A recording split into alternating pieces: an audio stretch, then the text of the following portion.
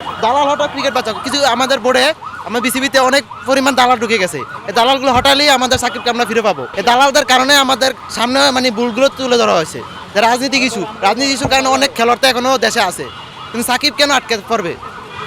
তামিম তো অনেকগুলা শেখ হাসিনার সময় আসছিল, তার আগের সময় আসছিল, মানে বিএনপি যখন আসছিল তখন আসছিল, কিন্তু এখন কেন আসতে পারবে না? তাই আমি বলি আমাদের ক্রিকেট থেকে দালালকে হটাতে হবে। এমপি হওয়ার আগে আমি ওনারে অনেক ভালোবাসতাম, কারণ উনি বাংলাদেশের সবচেয়ে বড় অলরাউন্ডার, ওনার অনেক অবদান আছে বাংলাদেশের ক্রিকেটে।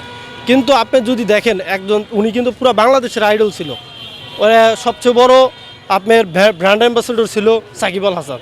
তো সেখান থেকে আপনি চিন্তা করতে হবে আপনি আসলে কোন দলটা নেবেন, যেটা আমার রাষ্ট্রের উপকারে আসবে, রাষ্ট্রের মানুষ কাকে চায় ওরকম একটা দলকে আপনি বাছাই করা উচিত ছিল। আমি আসলে এটার পক্ষে না, কারণ হচ্ছে এখন বাংলাদেশে সাকিবের ওই ফিটনেস নাই, ঠিক আছে।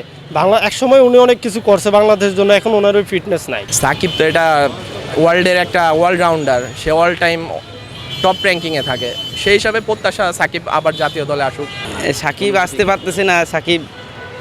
সাকিবকে তো অনেকে এই যে দেখেন আমার বন্ধু পছন্দ করে না, দেখে চলে গেল।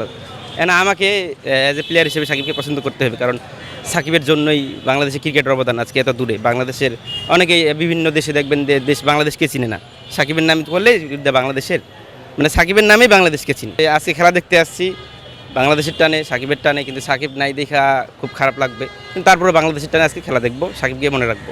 তৌহিদ হৃদয়, তারপর আপনার লিটন দাস, তারপর আপনার সাইফ হাসান, এদেরকে দিয়ে বেশি প্রত্যাশা। নতুন জেনারেশন তাসকিন আহমেদ তো এটা ফেভারিট, তাসকিন, মুস্তাফিজ, এরা মনে করেন যে ইনশাল্লাহ দুজনে যে কোনো একজন ভালো করলেই আমরা ইনশাল্লাহ ম্যাচটা উইন করবো। অবশ্যই প্রত্যাশা ভালো থাকবে ইনশাল্লাহ। আমরা পাকিস্তানের বিরুদ্ধে ম্যাচ, যেহেতু পাকিস্তান আমাদের চিরশত্রু, তো আমরা জয় নিশ্চিত নেই, ঘরে ফিরবো ইনশাল্লাহ।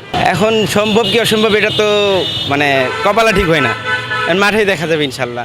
আমরা সর্বোচ্চ চেষ্টা করব এবং আমরা গ্যালারিতে বসে বাংলাদেশকে সর্বোচ্চ সাপোর্ট দিয়ে জয় ছিনিয়ে আনবো ইনশাল্লাহ। আচ্ছা, প্রত্যাশা আছে 100%। এখন দেখি কি হয়।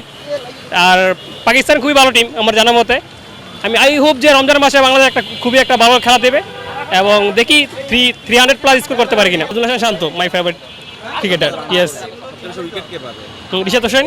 প্রত্যাশা আজকে বিশাল ব্যবধানে আমরা জিতবো এবং আশাবাদী আমরা সিরিজ জিতবো ইনশাল্লাহ। বাংলাদেশ জিতবে এবং বাংলাদেশ ক্রিকেটকে ভালোবাসি বলে আজকে এখানে ঘরোয়া ক্রিকেটটাকে যদি আমরা আরেকটু উন্নত করতে পারি, একটু ভালো করতে পারি, তাহলে আমাদের পাইপলাইনে আমরা ইনশাল্লাহ ভালো খেলোয়াড় পাবো, তখন বাংলাদেশ ভালো করবে আশাবাদী। ভাই আজকের ম্যাচ নিয়ে তো অনেক প্রত্যাশা, ঠিক আছে, অনেক প্রত্যাশা নিয়ে আইছি আমরা, কারণ বাংলাদেশে হৃদয়ে ধারণ করি, ঠিক আছে। আমি কখনো বাংলাদেশে খেলা দেখিনি, এই প্রথমই আইছি বাংলাদেশে খেলা দেখতে।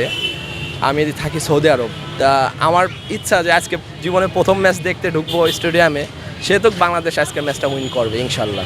ওয়ানডেতে নিজেদের মাঠে তো বাংলাদেশ ওয়ানডেতে যে কোনো দেশের জন্য মনে করেন একটা আতঙ্ক, কারণ অস্ট্রেলিয়া হোক, ইন্ডিয়া হোক, সব টিমরে নিজেদের মাঠে হারাইছি আমরা, ঠিক আছে। সেই প্রত্যাশায় এটা আশা করি যে ইনশাল্লাহ পাকিস্তানের সাথে আমাদের